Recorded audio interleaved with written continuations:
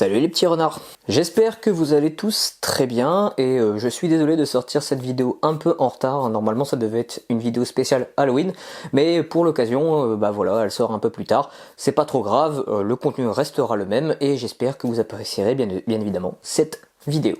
Bon visionnage. Comme vous le voyez autour de moi, l'ambiance a un peu changé. Pourquoi? Puisque c'est une spéciale Halloween. Pour cette vidéo, je vais vous orienter vers le JDR d'horreur. Alors concrètement, qu'est-ce que cela signifie? Et on verra ça en 3 points distincts. Déjà, dans un premier temps, il faut savoir ce qu'est le JDR d'horreur. On le verra au travers de jeux existants qui sont déjà célèbres de par leur nom et qui sont énormément joués par la communauté. Ensuite, nous irons plus profondément dans le JDR d'horreur. Qu'est-ce que cela implique pour les joueurs et les joueuses, mais ainsi que le MJ? Comment essayer de maîtriser une partie de JDR d'horreur? Et avant toute chose, surtout, miser sur l'ambiance. Je vais vous donner quelques astuces en dernier point que moi j'utilise afin de pouvoir vous orienter au mieux sur la voie du JDR d'horreur.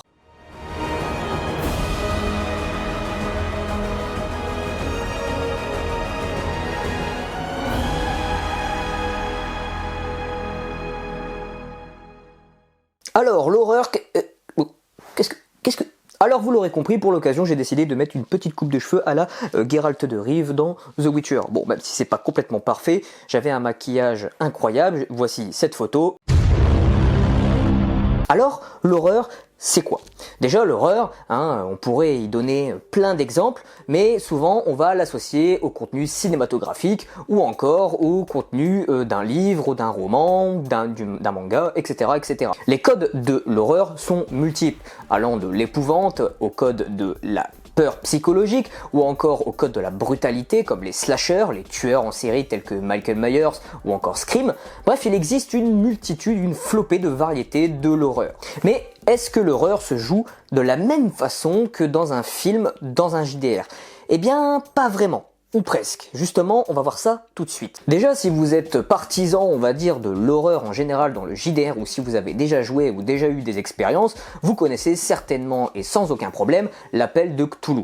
Alors, même si ce n'est pas simplement qu'un JDR, ça vient de l'auteur H.P. Lovecraft, c'est un auteur célèbre pour cette œuvre qui est incroyable, qui prend en horreur la cosmologie. Alors justement, je vous invite à aller voir d'autres vidéos qui expliquent... C'est le cosmicisme et pas la cosmologie. Désolé pour ce quiproquo.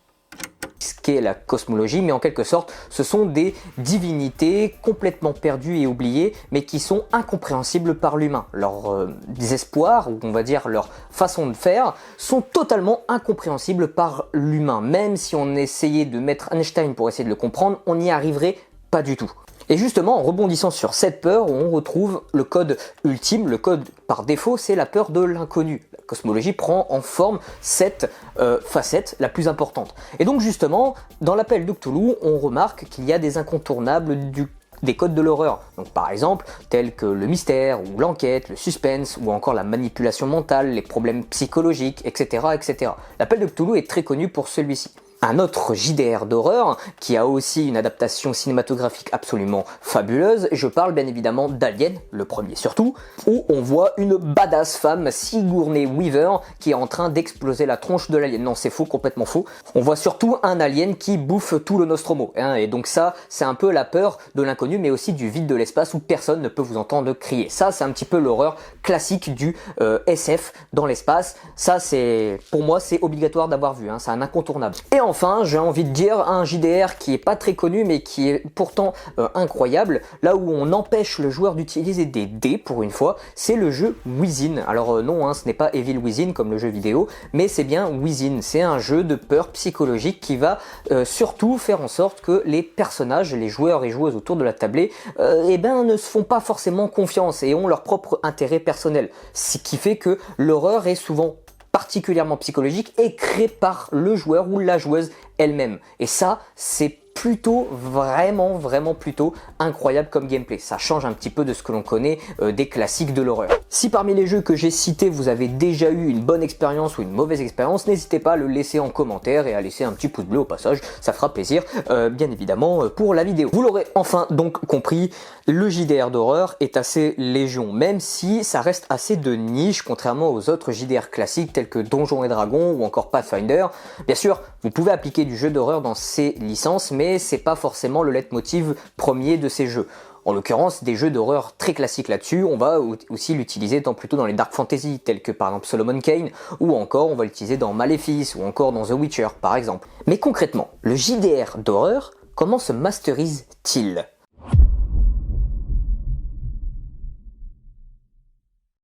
Alors déjà, il faut savoir une chose très importante pour le JDR d'horreur, c'est la notion de peur. Et oui, hein, bien sûr, si vous n'adoptez pas la pénombre, ça me rappelle une phrase. Ne fait qu'adopter la pénombre. Moi, je suis né dedans. J'ai été façonné par elle. Bien sûr, hein, comme je l'ai dit, ce n'est pas le JDR d'horreur que vous devez adopter. Au contraire, c'est le JDR d'horreur qui va s'adapter à vous. Et c'est surtout là la notion très importante, c'est qu'il faut faire sentir l'angoisse, la tension, la peur. Alors déjà, comment faire sentir la peur dans un jeu ? C'est très compliqué. Déjà, il faut savoir qu'en temps normal, les joueurs dans les premières parties, dans les premières heures, ne seront pas forcément réceptifs à ce genre de choses. Enfin, plus ou moins, ça dépend le type de joueur que vous allez avoir autour de votre table, mais ne vous inquiétez pas si les joueurs ne sont pas forcément tout de suite imprégnés de l'ambiance. C'est tout à fait logique. Il faut laisser un temps d'adaptation et une fois que c'est fait, vous allez pouvoir commencer à créer tout doucement votre partie de fil en aiguille et pouvoir instaurer une ambiance, une atmosphère un peu terrifiante, effrayante, suspense, mystérieuse. Alors pourquoi le maître de jeu est excessivement important dans le billet de la peur ? C'est très simple. La description, la personnification des objets, des personnages, des bruits, des objets, etc., etc. Ce que je veux dire par là, c'est que, par exemple, ne dites pas « le vent souffle fort », mais dites plutôt « le vent souffle tel un torrent de cris ». Vous verrez la petite nuance, alors peut-être que ça peut paraître un peu anodin à ce niveau-là, mais je peux vous promettre que cette petite différence peut faire vraiment l'unanimité. Déjà parce que si vous personnifiez quelque chose, vous aurez tendance à utiliser le cerveau des gens comme étant quelque chose peut-être qu'ils n'ont pas vu ou distinguer dans la noirceur d'un bâtiment, dans la pénombre ou dans l'ombre. Ça déjà c'est quelque chose de très important. Dites-vous bien qu'il y a une notion très importante dans la peur, c'est que tant que vous gardez la chose inconnue, les personnages, eux, vont être intrigués. Soit ils vont vouloir enquêter, tête baissée, ou alors ils vont vouloir fuir le danger. Un potentiel danger même qu'il n'existe pas. Par exemple, si vous dites qu'il y a une silhouette dans la pénombre, ne faites pas en sorte que simplement c'est une silhouette d'humain. Dites plutôt qu'une silhouette informe semble être placée dans votre vision périphérique et vous ne savez pas ce que c'est. Est-ce que le joueur va avoir la sagesse d'aller voir avec une certaine précaution, ou alors va plutôt fuir le danger. Ce que je veux dire par là, c'est que tant que vous gardez l'inconnu, que vous personnifiez les objets et que vous décrivez avec une certaine ardeur et une intensité plus prononcée que dans les autres JDR, les actions, ou les mouvements, les objets, vous allez voir que les joueurs vont naturellement, vraiment, d'eux-mêmes, commencer à se triturer la tête de pensées un peu négatives et vont s'interroger sur la réalité des faits. Ensuite, deuxième point important, si vous êtes un MJ, ne vous mettez pas trop la pression parce que si vous vous mettez trop la pression et que vous n'êtes pas vous-même, vous allez jouer un double rôle qui ne sera pas réellement ce que vous êtes en réalité. C'est un peu chiant à expliquer, mais vous voyez où je veux en venir. En gros, si vous êtes MJ et que vous avez d'habitude de jouer comme ça, faites-le. Mais il faut mettre un accent supplémentaire, si vous n'êtes pas doté de ça, sur la description. C'est le plus important. Tant que vous décrivez correctement une scène avec la meilleure des précisions, tout en laissant l'inconnu planer, vous allez voir que les joueurs vont venir naturellement s'envelopper de peur. C'est tout à fait normal. Troisième point non négligeable, et bien sûr, c'est le décorum et la musique. Oui, le décorum et la musique. Alors attention, le décorum, je ne demande pas non plus de décorer votre maison en maison à la Stranger Things, bien sûr, mais si vous avez la possibilité ou les moyens d'avoir du décor un peu ancien, donc comme des vieux livres ou encore des bougies, sachez que voilà, utiliser du décorum comme un petit squelette ou une tête de mort, du matériel de calligraphie peut faire vraiment toute la différence pour pouvoir initier le joueur dans l'atmosphère, déjà dans un premier temps, et ensuite qu'il puisse s'imprégner de cette atmosphère. Puisque comme je l'ai dit au tout début de la vidéo, vous ne pouvez pas, dès les premiers instants, permettre aux joueurs d'être dans l'atmosphère horreur instantanément. Il faut laisser le joueur ou la joueuse s'imprégner de cette ambiance, sinon ça ne marchera pas si vous le forcez en fait. Et comme je l'ai dit, bien sûr, la musique. Oui, la musique est très importante. En fait, la musique, c'est probablement le point le plus important, même en fait, du JDR d'horreur. Alors, bien qu'en temps normal, le JDR, on utilise de la musique parce que ça permet d'ajouter une certaine intensité à une scène ou une action, etc. Là, le JDR d'horreur devient même limite indispensable. En fait, clairement, la musique va apporter non seulement les scènes de tension, mais aussi les scènes d'enquête. Puisqu'en fait, dans le JDR d'horreur, je vais y venir plus tard, mais il y a des scènes de creux qu'il faudra essayer de combler. Ce sont les scènes les plus importantes pour éviter de faire perdre vos joueurs dans la concentration. Et justement, j'y viens sur le dernier point, et pour moi le plus important, ne faites pas perdre vos joueurs par des pauses complètement permanentes. En fait, n'allez pas faire des pauses constamment, alors hormis bien sûr s'il y a une urgence, hein, attention, je ne dis pas que ce n'est pas la chose à faire, mais disons que si vous pouvez éviter au maximum les pauses, donc par exemple les pauses toilettes, les pauses ci, pauses là, tant que ce n'est pas urgent, hein, bien sûr, évitez-les. Pourquoi? Parce que si vous continuez à faire continuellement des pauses, vous allez vite sortir de cette ambiance. Et bien évidemment, lors de l'ambiance, n'entretenez pas non plus tout le temps le stress, puisque si vous continuez continuellement à provoquer le stress, les joueurs vont être contrariés, et des joueurs contrariés ne vont plus être concentrés et vont se dégager. Donc essayez constamment de vous dire que la peur, c'est comme des montagnes russes en fait, c'est des hauts et des bas. Sachez que dans un premier temps, on essaye d'abord de faire monter la tension, puis ensuite, une fois qu'il y a l'achèvement de tension, alors tout simplement ça peut être par exemple vous rentrez dans une vieille bâtisse et il y a un bruit de vent qui fait claquer les fenêtres, oh voilà, surprise, ça fait baisser la tension et on reprend avec tout doucement la montée de la tension, et etc. etc. Et plus vous allez utiliser cette méthode et plus vous allez permettre à l'atmosphère ambiante de votre JDR de devenir de plus en plus oppressante et terrifiante. Donc dans un premier temps, si vous n'êtes pas non plus doté de capacités narratives incroyables, gardez en tête qu'il faut préserver l'inconnu, ce qui permet aux joueurs de s'évader un petit peu au niveau de son imagination, de décrire les choses les plus importantes et de les personnifier, comme les objets, les bruits, les mouvements, d'appliquer une certaine musique selon certaines situations, et de faire la technique de la montagne russe, voilà, hein, pour monter les tensions et descendre les tensions, monter les tensions et descendre les tensions. Et évidemment, petit point bonus, les screamers, mais attention, faites bien le tour de la table pour savoir ce que les joueurs sont prêts à accepter. Hein. Question de relation émotionnelle pour savoir si des joueurs sont plutôt sensibles à telle ou telle chose. Hein. Bien sûr, c'est le plus important afin que tous vos joueurs et joueuses autour de la table soient en accord et unanimes à propos de vos actions en JDR. Alors, quelles sont les petites astuces? Et on arrive dans le dernier point de la vidéo.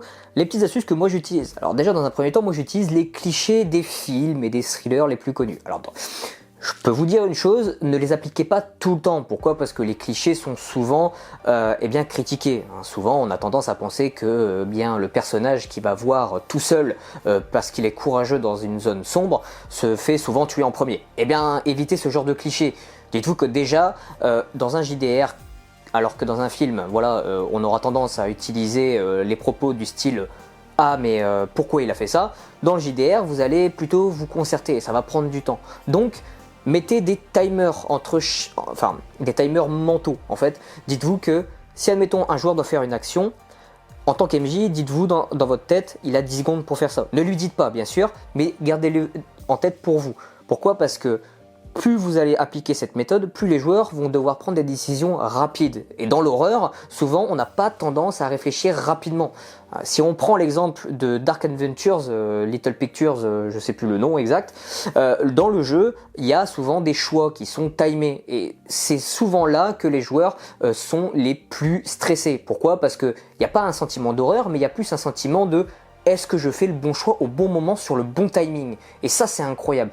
Faites toujours des choix timés, ça peut être incroyable pour les jeux d'horreur. Et évidemment pour les courses-poursuites, hein, ça c'est un petit plus nécessaire. Petit conseil personnel que je vous donne aussi, je m'inspire plutôt des livres d'horreur ou de thrillers que je lis plutôt que des films. Comme je l'ai dit juste avant, les films sont bourrés de clichés et souvent elles sont critiquées. Et souvent, voilà, on en rigole, voilà, c'est pas forcément quelque chose qui fait peur. C'est plutôt une atmosphère qui va vraiment rendre la chose impressionnante plutôt que des screamers ou du gore à tout bout de champ. Faites en sorte que le joueur ou la joueuse qui soit impliqué dans le jeu se dise mince, c'est moi qui suis ici, c'est moi qui suis en danger, est-ce que je vais mettre en relation mon côté collectif, ou alors plutôt mettre en relation mon intérêt personnel pour pouvoir accomplir une mission. En fait, tout simplement, dites-vous que le joueur ou la joueuse doit faire un choix entre soit survivre avec d'autres personnes. Et c'est souvent là que les choix rentrent en conflit. Et donc, on le remarque de plus en plus dans les livres de ce style. Donc, si vous avez des projets de jeux d'horreur, de JDR d'horreur, essayez de les piocher dans les livres plutôt que dans les vidéos ou encore dans les films. Ça peut être une belle source d'inspiration. Enfin et dernier conseil, bien sûr, alors je le répète, la musique est très importante, mais tâchez de ne pas mettre trop de screamers ou voire même pas du tout. Déjà parce que ça peut soit contrarier le ou les joueurs autour de la table, bien sûr, mais aussi ça peut faire sortir du contexte les joueurs. Déjà parce que si admettons votre screamer est un bide monumental, eh bien l'atmosphère est brisée. La différence avec une atmosphère héroïque, on peut essayer de la reteindre un petit peu.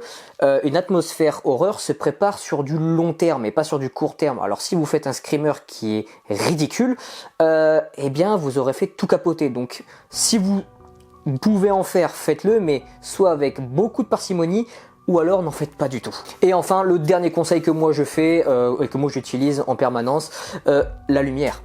Alors ça peut paraître un peu stupide, mais je peux vous promettre que si vous faites jouer une partie autour de LED rouge plutôt qu'avec la lumière du jour, ça aura toute la différence. Alors bien sûr, prenez en compte chaque demande des joueurs et joueuses autour de la table selon leurs envies et leurs sensibilités émotionnelles, mais tâchez d'essayer de jouer avec la lumière et la musique.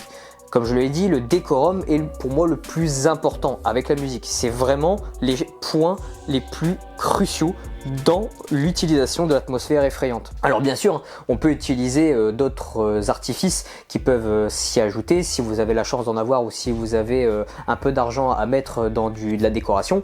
Why not? Pourquoi pas? Franchement, ça peut être vraiment pas mal. Comme par exemple de la fumée. Ça c'est nickel, ça peut vraiment rendre l'ambiance assez folle.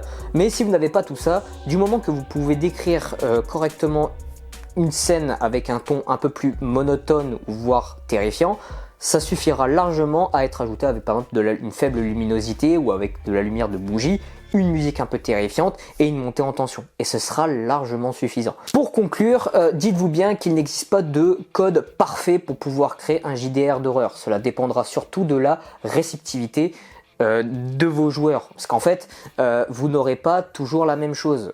Enfin, si vous êtes un MJ assez expérimenté, vous le savez déjà, selon des tables, selon certains types de joueurs, vous n'aurez pas toujours la même chose. Par exemple, vous aurez des tables où ils seront assez réceptifs à la peur et à l'horreur, et d'autres qui seront un peu plus abstraits et d'autres distraits. Donc dans ce cas-là, l'horreur sera sur une horreur plutôt psychologique, sur une enquête, un mystère. Donc dans ce cas-là, il faudra jauger, essayer de savoir dans les premières parties ce que les joueurs et joueuses autour de la table cherchent réellement à avoir pour ce JDR d'horreur. Est-ce que c'est quelque chose de plutôt psychologique ou est-ce que c'est quelque chose de plutôt gore ou screamer? Dans ce cas-là, si les deux sont un peu associables, vous pouvez essayer de faire en sorte de faire un petit mix, c'est bien sympa. Et voilà, c'était tout pour cette vidéo spéciale Halloween. Alors bien sûr, voilà, pour l'occasion j'ai mis une petite belle coupe de cheveux, je sais, merci. Si vous avez aimé cette vidéo et si je parle trop vite, n'hésitez pas à laisser un pouce bleu, je suis sûr que c'est le cas, et que vous avez kiffé la vidéo, et bien sûr, n'hésitez pas à laisser un commentaire et à la partager autour de vous. Allez les petits renards, à bientôt.